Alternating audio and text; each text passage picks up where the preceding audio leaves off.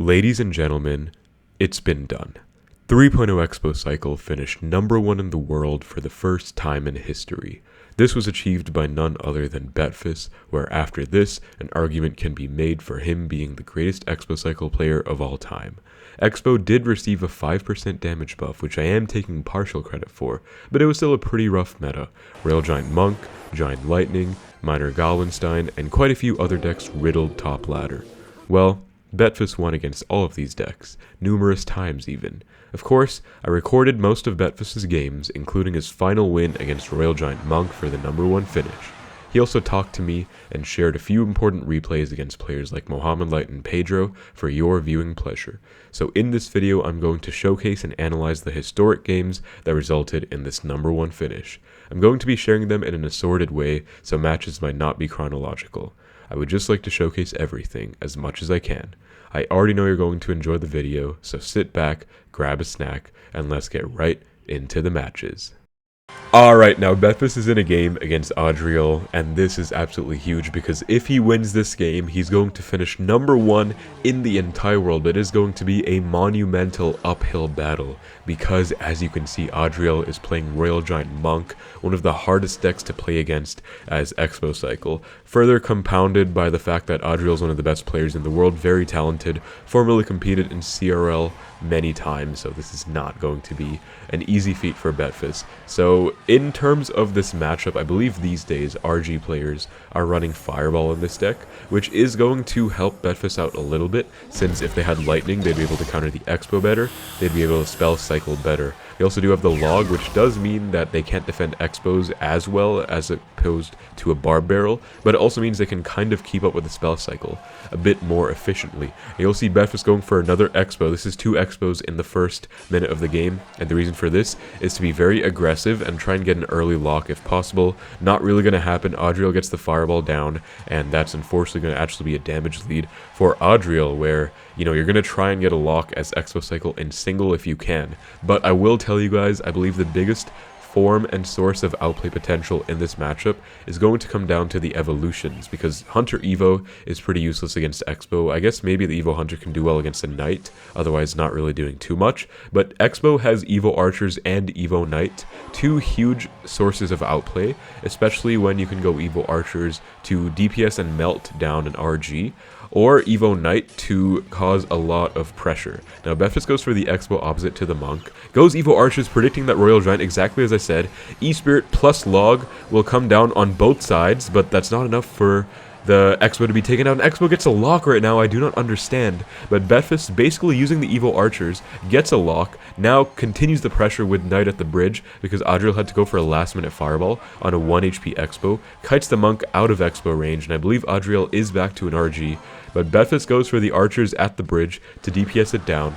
And you can see exactly what I was talking about, that Evo Archer's outplay to nuke and melt the RG before it has any chance to do anything, and that is how he got a lock against RG Monk, especially because Adriel cycled the Monk in the back. Now Betfas goes for another Xbow, keeping up the pressure, but I don't know how he's ever going to break through again, to be honest. Monk comes down once more. There's another thing you can do to outplay Monk, and that's kite it out of range if they play opposite lane. Right over here you can see Betfas kiting that Monk out of Xbow range, so a decent Monk ability on the tower, but pretty useless in terms of helping out against the Xbow. And Betfas gets those Evo Archers down to melt this RG.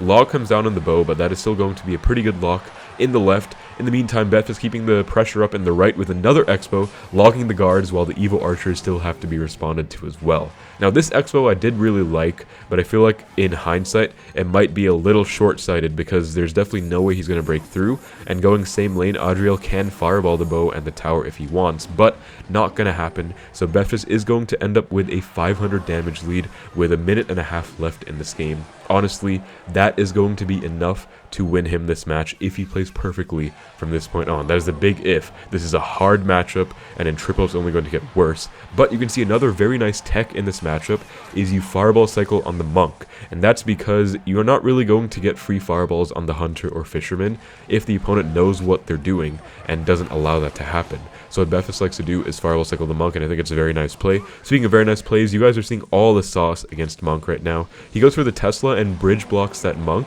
so that the Monk isn't able to cross the bridge and get that ability to deflect tower damage back onto Betfas' tower. And now Betfas is continuing the fireball cycle, throws the fireball, goes for the Tesla up high. So low Teslas aren't necessarily the move because they can just Monk to deflect and get in front of the RG. Evo Archers will come down to help out against this push, but the Monk will come down early, but it's still really nice going high Evo Archers to force out that early Monk ability, and all the while that Xbow on the left has been whittling away at Adriel's troops constantly. Adriel does fireball down. You can see Betfas does not fireball back. This time has patience and recognizes that he doesn't need to fireball right away since he is still up about 600.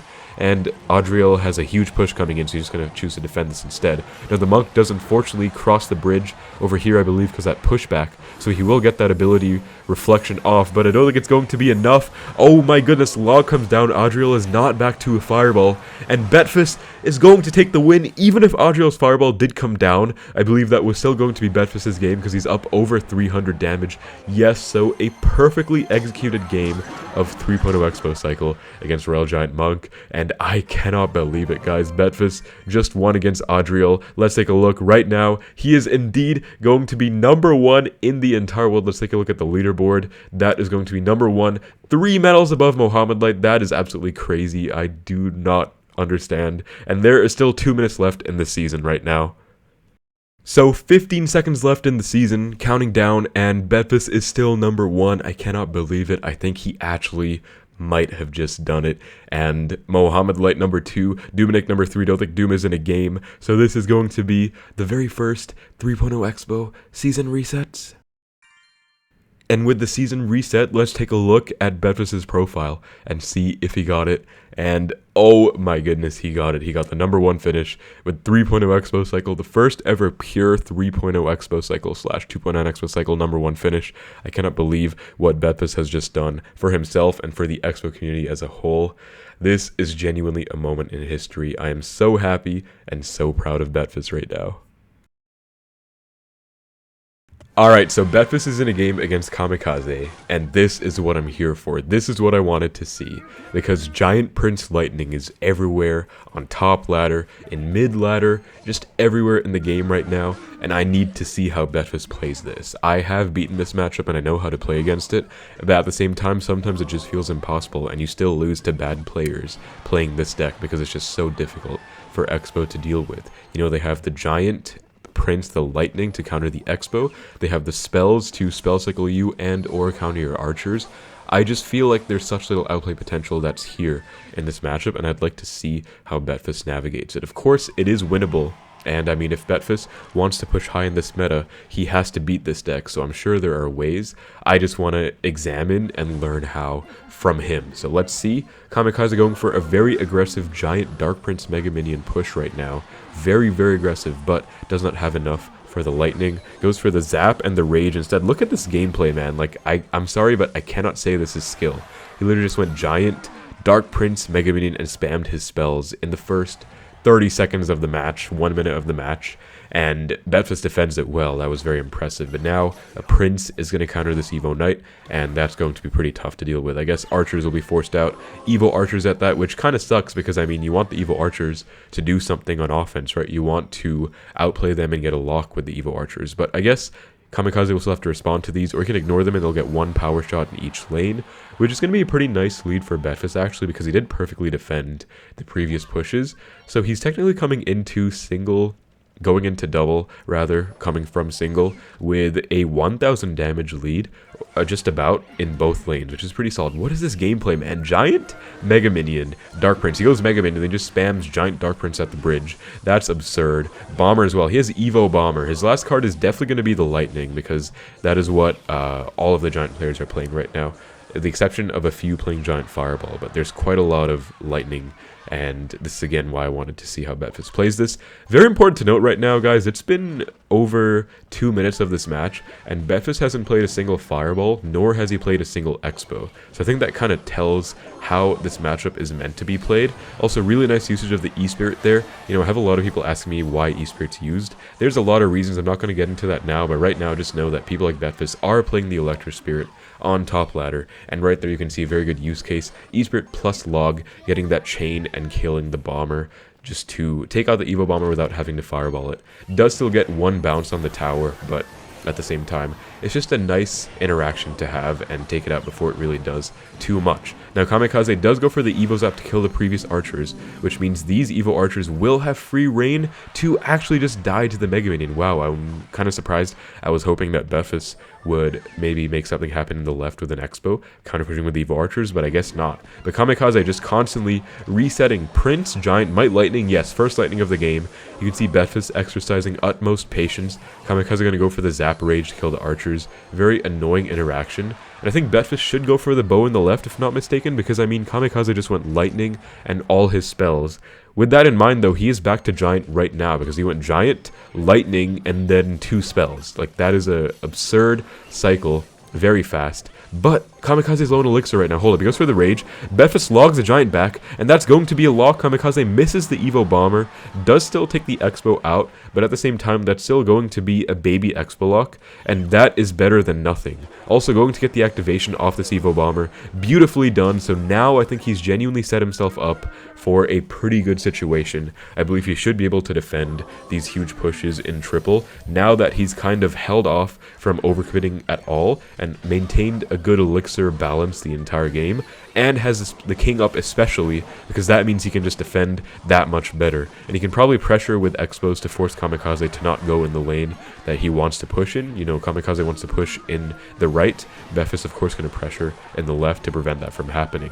And just Fireball cycling on the Dark Prince, very nice play. You can see that, of course, he wants an Expo lock, but at the same time, he just needs to spell cycle to keep up with the spells, because Kamikaze literally has Lightning, Evo, Zap, Rage. That's a lot of spell power, way more than Expo has. Here we see the first high Tesla of the game, I believe, anti-Lightning Tesla. Just going to do a pretty good job at just preventing Kamikaze from ever going for that Lightning and hitting the tower as well. Low Tesla comes down, which should get Lightninged off, but the king is helping out. Fireball comes down last minute, and Betfas is going to defend and win against Giant Lightning with the Evo Bomber at that. You cannot name a more impossible matchup. And Betfas just outplayed it like it was nothing. That was very impressive. I'd like you guys to take a look at that, rewatch it when you need to see how to play against Giant. Alright, so we have Betfas in a game against Riley. Riley, one of my good friends, the undisputed greatest logbait player of all time. Both players are very high in the world right now. Riley goes Princess Bridge. Betfas reacts in time with the Knight. You can see that, you know, these small little details all lit up at the top level. If you want to have even a tiny chance of beating someone like Riley in this logbait matchup, where I'm quite sure Riley is playing Rocket, it's that what he likes the most and is known for, then you have to be able to do stuff like reacting to a princess at the bridge and catching it. So Betfas splitting archers again. Might see the Expo, yes we will. I feel like there are a few different ways to play this matchup. I mean, you can go Expo to try and get a lock, but you will never get a lock against a good player. You know, you can just get stalled out forever by the Knight cycle, by the Evo Cannon especially, which is so good against Expo. And then, of course, just Rocket on the Expo as a guaranteed way to kill it. But at the same time, you are going to be able to spell cycle if the opponent can get baited to go Rocket on your Expo enough. Now, Riley's probably the best player in the world at this matchup, so I think he would know exactly how to play this. At the same time, though, I think Betfas also has won against Riley before, so he does know how to deal with this. I think it's going to come down to both Expo pressure and, again, Fireball cycle on the tower. So split Evo Archers by Betfas in the back, Expo on the right, and Evo Knight in the left. This is a very nice dual lane play. Riley goes for the log in the right, and now he's low in Elixir. That log might have cost Riley the game, not even joking. You can see the Skellies and the E-Spirit at the bridge, log on the Goblin Gang too, and Riley not having log and cycle right away means he can't really kill this early. Goes for the Knight, but the Evo Archer is on the tower. That is so many power shots, and that right there is actually just game. His tower has crumbled to 684, and Riley gives up. I cannot believe what I just witnessed. I think that wasn't even, like, that was Betfas outplaying as well, but that was also just very unlucky for Riley, because he cycled a log, and that one log cycle in the wrong lane meant Betfas went with the Evo Knight Archer punish, and that single-handedly won him the entire match. And I think that's also something you guys should take away from this game and learn from, because the fact that you can win with non-Expo strategies shows that this deck is more about overall game sense than just Expo by itself. Someone called Titan, one of my favorite Expo players in the world as well, makes that play a lot. You know, Evo Archers Knight in front or Evo Knight in front, and that's just a very nice way to get some non-Expo pressure, and even the tiniest mistake or play out of line can cost the opponent the match. So just like that, Riley is going to lose to Betfas. I cannot believe what I just witnessed, man. That was pretty unlucky for Riley, though. And that is going to be number 2 in the entire world. I cannot believe what the season end is shaping up to be. Okay, so if you're watching this, now you know that Betfas finished number 1 in the entire world on ladder last season, a world record 3.0 Expo cycle run, and Betfas has done a very beautiful thing. He has joined a clan with me and wants to share a couple of replays with you guys from this historic run against the best players in the entire world. Game 1 is against Lightbulb, aka Mohamed Light, the undisputed greatest player of all time in the history of Clash Royale, who won CRL last year. So Betfas winning against Mohamed Light, we're going to see exactly how. Now this is a rare instance of two things, I guess. Number 1, the meta shift of Expo actually being decent and end season. You know, normally the meta shift of end season in general is pretty bad for Expo cycle. There's always going to be like some Hog EQ or Royal Hogs Earthquake or some other kind of nonsense. But this time it actually shifted in favor of Expo, because this deck you see right here, Goblin Drill played by Mohamed Light, is actually a good matchup for 3.0 Expo cycle. The reason for that is because they play Snowball, not Log, which is just objectively a worse spell against Expo. And number 2, because they have the Mighty Miner instead of a Knight, which means they can't just tank for the bow. So the reason for this meta shift is actually that Giant Prince was everywhere and very broken and busted. So these drill players, and especially cycle players like Mohamed Light and Ian and Samuel Basoto, all of which were playing this deck, wanted to counter the Giant deck. So that's why this meta shift happened. And of course, Betfas, always playing 3.0 Expo cycle, the meta finally shifted in his favor, and that culminated in this historic finish. Now into this game right here, Mohamed Light doing a very good job of defending early game against Betfas. At the same time though, I think as the game goes on, it's going to get harder for Mohamed. I think the only time it might be Mohamed's matchup might be triple elixir, where it's just impossible to get a bunch of expos down and break through the infinite flow of elixir. But before that, I think it should be pretty decent. Now, very nice play by Mohamed Light there. Look at that. Drill in the left, but kind of juked out to tank for both sides, so Mohamed could go guards in the right, baiting out the Log on the right and a Tesla in the left, and Mohamed Light is still up elixir after that aggressive play. So very well done, nice punish, and Beth is going to be in the damage deficit after that. Now he has Evo Knight in cycle, and Evo Archers were already used. So he's just going to split Archers. Notice he's constantly splitting his Archers to try and get to the Evo Archers. I think they're going to be pretty crucial in this matchup, seeing as, again, Mohamed Light does not have the Log, so he can't, like, Log cycle on an Archer, and he doesn't really have arrows or any easy way to take them out. He has the Poison, which is decent, very good way of getting value, but not necessarily going to be the best counter to the Archers. So Evo Knight set up in the back, Archers stacked in the right. One of Betfas' favorite plays is stacking Archers in the opposite lane. He does that so often. Poison high by Mohamed, and the Mighty Miner will come down as well. This is a dead Expo, don't get me wrong, but it's just going to be about the momentum now. Even if Mohamed has a damage lead, Betfas is going to keep pressuring, and eventually it's just going to crumble, and the favor will go to Betfas. You can see another Expo comes down, defends that drill very easily, Skelly's Log, and Mohamed Light actually does not get the guards down in time. So just like that, just like I was talking about, the momentum eventually shifted. Mohamed Light either made a misplay, lagged, or maybe just a bit nervous, I have no idea, but he did not get anything down in time for the bow. Even if this did not happen, Betfas would have kept playing exactly the way he was playing and won the game. Nonetheless though, that is an amazing win against the best player in the entire world. Alright, so we have plenty more replays against many amazing players, guys. The next one I want to show you is Betfas against Pedro. I absolutely need to see this game, because Pedro, one of the best players in the entire world, is in contention for top 3 right now. And he is playing his patented Miner Magic Archer Goblinstein deck, which I personally think is a pretty rough matchup for Expo. Now, Betfas has been able to win against Pedro, not only this time, but before in the past as well, so I'd like to see exactly how he plays this matchup. And I'm not entirely sure why, but you'll notice Betfas is playing the Fire Spirit in this game. I don't know the reason for that. Maybe he was trying to snipe Lava Hound, or I'm not sure, but either way, it's barely any change. I guess it kind of helps in this matchup where you can pressure better with the Spirit at the bridge. It does more damage. Otherwise, it doesn't really change too much, I would say, because you actually lose the ability to catch a Miner with the Ice Spirit Knight play, or Ice Spirit Skellies, matter of fact. So I think it has benefits and drawbacks, but nonetheless we will see exactly how the Fire Spirit ends up working in this game. At the end of the day, the gameplay should still be exactly the same. Beth's going for a very aggressive early Expo, which you should do in this matchup because you can upcycle the Goblinstein and you can try and make some magic happen. Right now, Pedro constantly going for these high cannons, which is pretty annoying to see because there is a strategy behind that. You know, before, it would just be because it stalls out for the Expo and it's a very good play. But now, there's a secondary reason for it, and you can see that Pedro is back to the Evo Cannon already. So even though Betfas has Evo Archers available, Pedro has Evo Cannon in response, and that's going to be very frustrating, as you guys are going to see in this match.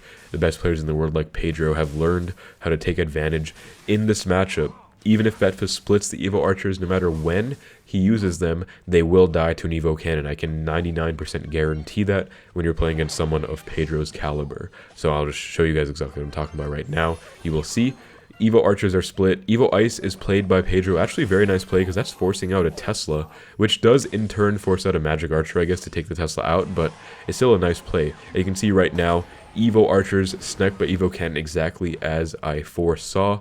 It's just a very unfortunate interaction, but you can't do anything about it, so I feel like that makes the matchup quite a bit worse because they can just kind of stall out and then save Evo Cannon for Evo Archers, so any kind of output potential you might have with Evo Archers is gone. Now you will see that Tesla played high at the bridge right now, and the reason for that is because Betfas is predicting a Magic Archer by Pedro, something you have to do pretty constantly because otherwise you're just going to get a lot of value out of their Magic Archers at the bridge. So Fireball comes down on the Cannon plus Magic Archer, very nice play. Fire Spirit does catch the Miner as well, gonna do quite a lot of damage. Pedro goes for the Log, and that's gonna be a baby Expo lock in the other side for Betfas. Now I think Pedro wanted to go Cannon, but realized that if he does go Cannon, Betfas will go Expo opposite and keep the pressure up. So Pedro chose to just tank a bit of damage there instead of dealing with the entire onslaught of Expo continuously for over a minute or even two possibly. So interesting play by Pedro. Betfas goes for the defensive Expo, which I also find pretty interesting considering he was up at least 5 Elixir. It just makes me wonder, did he know he was up Elixir? Also Evo Cannon getting so much value there on the Expo, on the defensive Expo, on the Archers too, just crazy. Speaking of crazy, this Magic Archer gets 4 shots in the right, so just like that, Pedro's back in the lead. That is how crazy this matchup is, because even though they don't have the best Expo counters, they still have the Stein, they still have the Magic Archer to get all the damage back. Now, Betfas has not gone for Fireballs on these Goblinsteins, a pretty interesting play that I learned from him and some others, but I guess he's being very patient for now. And notice he actually has outcycled the Evo Cannon finally, has his Evo Archers to help him out on this upcoming Expo offense, which is pretty nice. Gets a lock in the left, but unfortunately the NATO log is going to invalidate those Evo Archers, so a little unfortunate there. At the same time, though, still worth mentioning, Betfas did outcycle the Evo Cannon and was able to get a +2 off of them at least by forcing out more Elixir than they're worth. Now a Cannon comes down in the middle, and Betfas is deciding what to do. He's just kind of cycling between his cards, as you can see. Goes split Archers, goes for another Expo, and that NATO is a bit of an overcommit on that Expo, and that's actually going to cost Pedro the game. That Tornado just kind of being a bit too much. Pedro should have stacked a bit of damage, I think. He would have been fine, but since he tried to over-defend that one Expo, you can see that one mistake from Expo cost you the game, but one mistake from Miner also cost you the game right back the other way. And so that one over-defense of the Expo won Betfas the entire game. Absolutely crazy. So Betfas gave me plenty more games to share with you guys. I was going to make this an hour-long special, but Supercell pulled a Supercell Classic and implemented the most random, unprompted maintenance, therefore nuking all replays. I cannot share them with you guys anymore, I'm sorry, but I still have plenty more games I recorded myself. The video will go on. We got Betfas versus Doom. This is going to be a good one. Doom is the best Lava Hound player of all time, multiple #1 finishes. But at the same time, Betfas one of the best Expo Cycle players of all time, and this is a good matchup for Expo Cycle on top of that, so we'll see how this one shakes out. Betfas going Knight the Bridge opposite to that Lava Hound. 2 pressure, pretty nice play, and you can see that Doominic goes for the late Valkyrie, so I don't know if that was intentional to take damage or not, but the Valkyrie will be counter pushing as well. We see a Tesla and some split Evo Archers, while Doom goes for a very nice Fireball hitting one of the Archers and the Tesla, but this one Evo Archer is actually going to survive, and it's going to help out. Look at this, when the Lava Hound pops, pups. It's actually going to go and help out against those pups because that range is so crazy. Well, only one of them, I guess, so not that big of a difference. But we'll see a Fireball and a late Tesla on this balloon anyways. Unfortunately for Doom, he makes basically no headway with that push, but Betfas was kind of forced to overcommit quite a bit, you know, used Evo Archers and a Tesla and a Fireball on that push, so Doom might have Betfas in a pretty favorable cycle for himself. We'll see. Split Archers again by Betfas, and Doomnik is going to go for a Lava Hound the back. Now this is something I don't really understand, but just go with it. Betfas always goes Xbow opposite lane to a Lava Hound to pressure. I'm not sure why, but he does, and he just makes it work. I always advocate for same lane, but this is something that works. You can see that tower is taken. E-Spirit Evo Knight is going to deflect the Skeleton Dragons and take them out. And look at this placement. The balloon is going to get kited all the way over to the Xbow because of that Xbow Tesla placement. Take note of that. Still a lot on the board though for Doomnik. He has the Eye Drag, the Valkyrie, and the Lava Hound still going strong. Tesla will actually snipe the Eye Drag first, which is pretty favorable because the Lava Hound is not able to tank for it, and that's actually going to be good game. Doomnik gives up off of that place. You can see a couple plays. We didn't get to see the entire match, but a couple plays that were important there. Number 1, Knight the bridge when they go Lava the back to pressure. Number 2, Betfas does Expo opposite. Number 3, that Expo Tesla placement to pull a balloon all the way from the opposite lane towards your Expo. So very nice win by Betfas. This was very high up, above 3,800 now. So this is going to be pretty crazy. Betfas is now number 2 in the world. Look at the season end leaderboard. Titan number 1, Betfas number 2. Alright, we got a game against Wallace, and this is going to be a good one. Wallace, one of my friends, one of the best Royal Giant players in the world, also a fellow creator, and as you can see here, I'm quite certain Wallace is playing Royal Giant once more. So going to be a very nice game to see how Betfas deals with RG. Wallace actually choosing to leak in the face of split Evo Archers. Expo comes down, Knight opposite at the same time, and Wallace goes for the RG. Betfas already starting with the opposite lane pressure, as you can see here, with Expo one side, Knight Archer one side. This is a very nice play that many of the best Expo cycle players like to make, such as Titan as well, where Expo is not your only win condition in this deck, especially in matchups like these where it's going to be pretty tough to break through against. You're going to have the capability to pressure opposite with a Knight in front of an Archer, especially if they're evolved. Evo Knight, Evo Archer is no joke either. So just a very nice little component of Expo pressure that's not related to the Expo itself. I believe Betfas has not upcycled the RG. Wallace has a pretty fast cycle, Ghost, E-Spirit, Fisherman Log, so going to be pretty beneficial for Betfas here. We see another Expo coming down and a Knight as well, and Wallace has the Monk, so that is going to be absolutely huge, and I was not expecting a Monk after seeing the Ghost as well, because usually it's either Ghost or Monk. This time Wallace has both, along with the Hunter as well, so going to be a very tough matchup now with the Monk being a factor. As you can see, the entire Expo was kind of shut down there, and that is going to be pretty problematic. Unrelated note, I really love the new Hunter sound effect when it shoots. You know, it's just so satisfying. What do you guys think?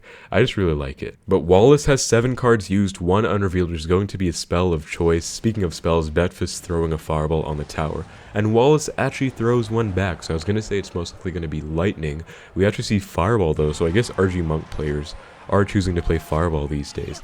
Betfas going Expo, Evo Archers to predict a Royal Giant. Unfortunately not going to get that off.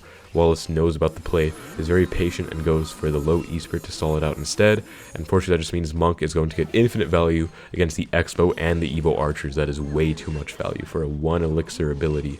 Fish will get into the tower, caught by the Skeletons, and as far as this match goes, Betfas does have a slight lead from his Fireball cycling in the right, as well as Wallace taking a Knight hit earlier, I believe. And now Wallace does fall for the Debo and just throws a Fireball on the defensive Exo, which means Betfas is now up 2 Fireballs. Quite a big deal, to be honest, because this means that Betfas just holds on for the rest of this match, and he might just be able to win against Wallace right here. We see a very nice play by Betfas. You can see the control of the Monk is just going for these high Archers, and it's just going to be a way to force that Monk ability out early. Of course, Wallace being a bit stubborn to not want to pop it, as a result, just loses his entire Monk, and Betfas does throw a Fireball there that Wallace doesn't give back. I think Fireballs are the biggest key to this matchup, by the way, because if you don't get an Expo lock, it's just all about the Fireball. So Knight the back for that Monk, and maybe we'll see Archers as well, like, you know, Evo Archers or stacked normal Archers on this Monk too. Actually, we'll just see a high Tesla. So either Archers or Tesla, and you can see another Fireball comes down. It's pretty interesting. Wallace is not choosing to play this in a very spell cycly optimal way, where he's not going to fireball and match every single one of Betfas' fireballs.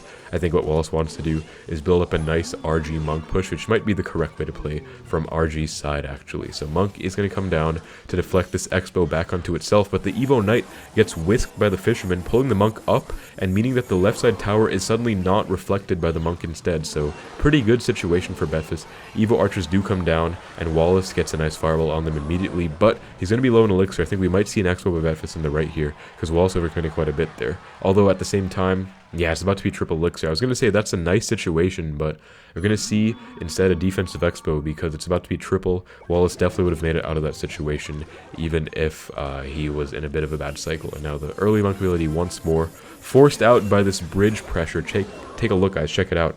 Going Archers, going Skellies, Espirit, etc. to just hold that up high. Tesla over here, very interesting Tesla placement, just trying to avoid Fireball and the tower, I suppose. And now a Fireball is thrown back. As long as Betfas takes maybe one Monk ability and one more no more extra Fireballs, basically, I think he should be able to win. So he's going to take this Monk ability. Unfortunately, that's going to be quite a bit of damage. But very nice Evo Archers. But very nice prediction. Espirit by Wallace does actually clip those Archers. That is crazy. Tesla, now he has no choice. He has to Fireball right now, and he has to get a second Fireball after the fact. Wallace is going to choose to spam troops instead of actually going for an RG, so Betfas should be able to get this last-minute fireball down with 2 seconds left in the game, does get it down, and takes the win. Wallace gives them the well-played and the good game. He knows he got outplayed. Very good sport. Love to see it from Wallace. That's why he's one of my most respected players. That was a beautiful win against RG Monk. I cannot believe what I just watched. Alright, Betfas into another game against Mad, who has a number 12 ladder finish, and I believe he is a very good Electro Giant player. Going to be interesting. We see a cannon in the middle, and an Exo actually matches that cannon. Very interesting by Betfas. Chooses to go on the offensive. E-Giant comes down, and a Tesla comes down by Betfas. Whoa, I have not seen a play like that in quite a while. So that Tesla is going to pull the E-Giant away from the Expo. Fireball comes down on the E-Giant and Phoenix as well. And that's going to get Betfas a 500 damage lead, which is honestly enough to win him the game with good spell cycle and good defense for the rest of it. So very impressive stuff. We see the Expo in the middle, the Tesla to kite the E-Giant away from the Expo. Have you guys ever seen a play like that before? And that gives him an early damage lead. Very impressive, very well done. So this is going to be a very interesting one. He's already almost back to an Expo, by the way. He is back now. Tesla, Fireball, Espirit, Archers. And Mad is 2 away from the E-Giant. So Betfas can probably make something happen right now if he goes for an Expo, because Mad has to go for the cannon and then E-Giant. But I guess Betfas just going to take the spell cycle game. Just kind of chill. This time Mad learned from his mistakes and goes for the cannon even higher, 1 tile higher, because he just was tired of that punish. And his other card's going to be Bowler. This is going to be annoying, honestly. What I want to say about Mad's deck is it's going to be impossible for Expo to get a lock for the most part unless Betfas outplays him, because Knight, Bowler, and E-Giant are all great Expo counters. Then you also have to talk about the fact that he has an Evo Cannon, where normal Cannon is already so good against Expo at DPSing it down, but Evo Cannon is even better to nuke the Evo Archers, like I said. But look at that, actually. Betfas outcycling the Evo Cannon, goes for the Evo Archers, forcing a Tornado, and that's just going to be a 3 for 3.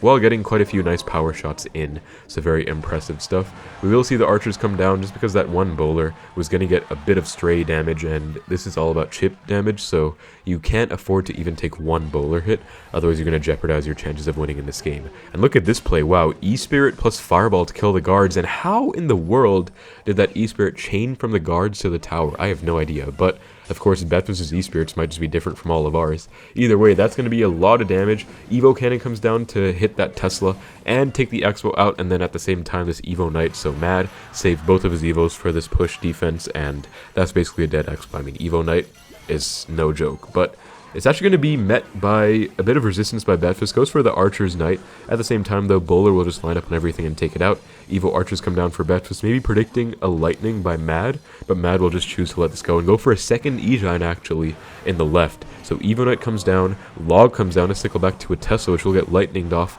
right away, I'm quite sure, right? No, actually it can't, because that's so smart. Wow, he has to go for a late Lightning, and I was wondering, wait, why isn't he Lightning? But then I realized that Betfas had the Evo Archer's power shotting away on the right, or at least about to. So if Mad went for that lightning, it would have been at 1 elixir. Those Evo Archers would have gotten a bunch of power shots in the right, and Betfas would have come out with a positive trade, getting more damage than Mad got. So I think that was very impressive, honestly, by Betfas with that Evo Archer's counter-pushing pressure. Just good usage of them, and then impressive by Mad as well to recognize that he has to respond to them instead of going for the aggressive lightning and just kind of going all in while tunnel visioning. So have to give him props as well. Well played by Mad. Nonetheless, though, that early single elixir all culminated in this 1000 damage lead for Betfas in the right compared to his left side tower. And so again, unless Mad finds a way to either get a bowler on the tower, which is a mini win condition, or maybe even get an E-Giant, which I think is never going to happen, Betfas should walk away with this win. Now, this is very nice. Look at this guy. He's about to activate the king. No, he's not, actually. No Tesla in cycle, I guess. Instead goes for the Knight, Skellies, and Xbow. And now, Mad is in a bit of trouble. I mean, no bowler in cycle, no E-Giant in cycle. Evo Cannon comes down, but E-Spirit will chain onto the guard, and that light speed chain is going to get him a lock, forcing out a lightning at the same time. Evo Archers to pressure on the E-Giant, and Mad is just dead. He has nothing he can do. That was so impressive. What was that offense, man? That was crazy. Knight Skelly's X while the bowler's still alive, goes for that pressure, gets the E-Spirit chain to get a last minute lock, forcing out a lightning, and then the Evo Archers just wreak havoc. Honestly, very impressive win on all counts. Very beautiful stuff against Electro Giant. Alright, Betfas versus Rakan for 3,800. Rakan, one of the best Lava Hound players in the entire world, has a #1 global tournament, #2 ladder finish with the deck, so no slouch whatsoever. And we see a very aggressive Lava Hound Balloon and Skeleton Dragon's push, just one huge fireball and all of that, and then a Tesla, E-Spirit for the Balloon, and that's going to be a last minute zap by Rakan as well, try and get a lock with the Balloon on the tower, but no, Betfas gets the defense off, perfect defense, and just like that, that's basically a good game. I mean, Rakan is up elixir right now, and Betfas is not back to his archers or his Tesla, so cycle is pretty messed up, but Rakan is in quite a bit of trouble knowing the situation right now. So Betfas has Xbow, Knight, Log, and I believe it's going to be one of the cycle cards available. Probably going to go Knight to match that Valkyrie, and as long as he just defends for the rest of this game, he should be pretty golden in this one. So I don't know why, but Betfas always goes opposite lane to a Lava Hound with an Expo. I always go same lane, and I prefer it that way to avoid a tower trade risk. But Betfas always does this and always wins. So, you know, when you're the best Expo player in the world, or top 2, I would say he's definitely top 2 right now with Titan, you can just do whatever you want and it'll probably work because you know what you're doing. So we see an Evo Archers come down to take out the Lava Hound, but fireballed immediately by Rakan. Balloon as well, but that's going to get hit by the Tesla first. A bit of a mistake by Rakan, actually, not letting the Lava Hound tank for the Tesla and protect the Balloon first.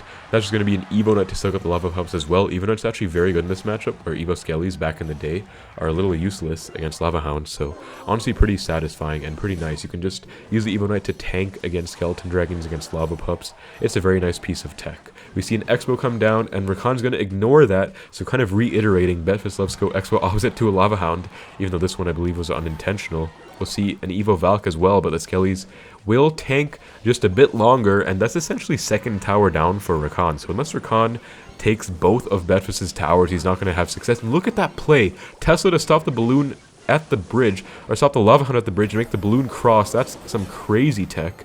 And that is going to result in him defending both sides. I cannot believe what we just saw. Beautiful defense by Betfas. That's such a nice trick. And that's going to get him the win in both lanes. The right side is basically in range of Fireball Log as well. Rakan goes prediction. Fireball on the Evo Archers does not get that off. And that is going to be a good game. Beautifully sequenced and orchestrated by Betfas against Lava Hound. Honestly, he's so amazing at this matchup. It's just crazy to see.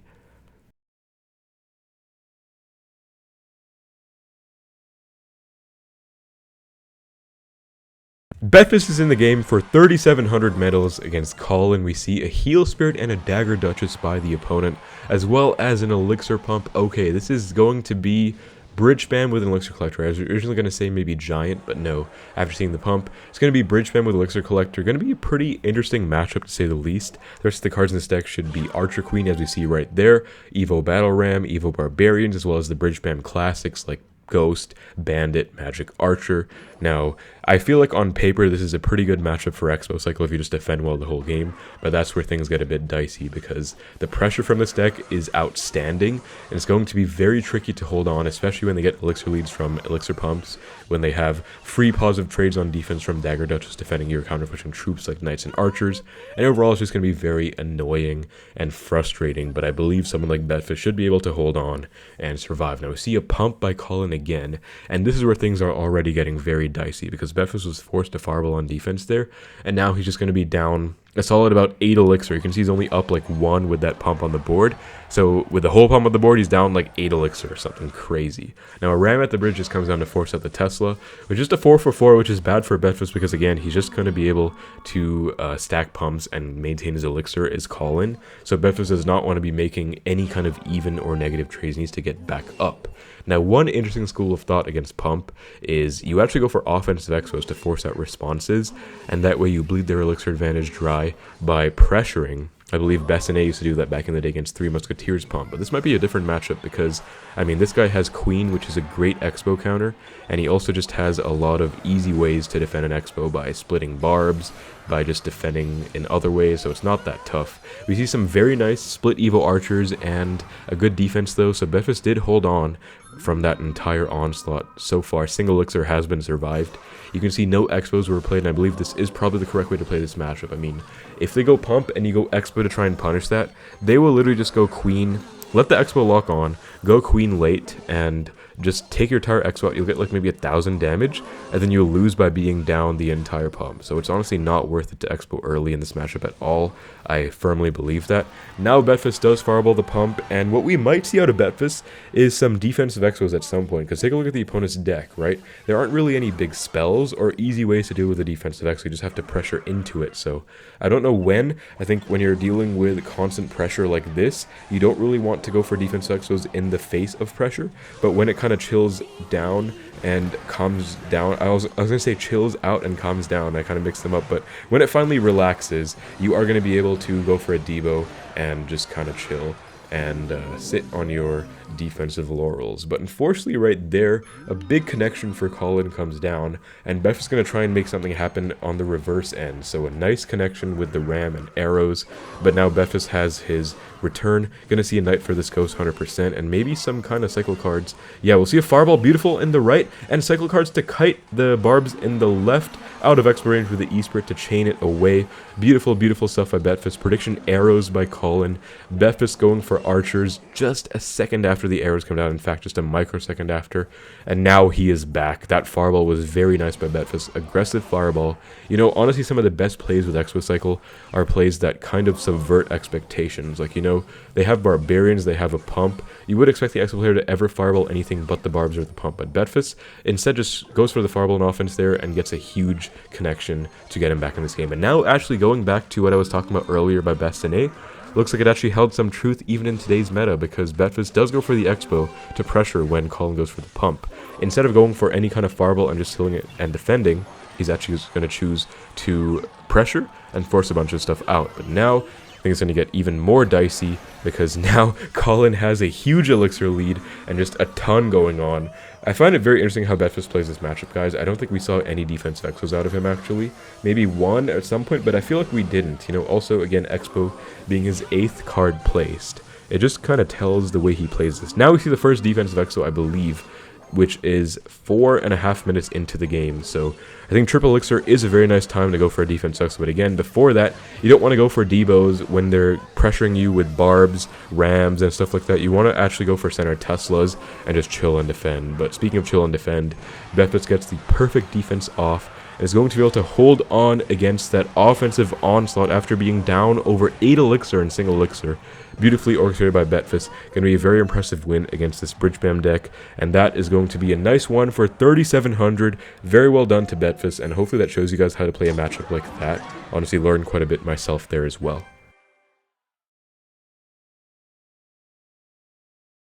Well, there you have it. Betfas' entire #1 finish, all documented, all chronicled, all the final matches against Adriel, Dominic, Riley, all recorded by myself. I hope you guys learned something from that amazing gameplay, and once more I would like to extend a massive congratulations to Betfas on this achievement, not only for himself, but for the entire Xbow community. Now, just to clear something up, this is the first ever pure 3.0 Xbow cycle top 5, let alone top 1 finish.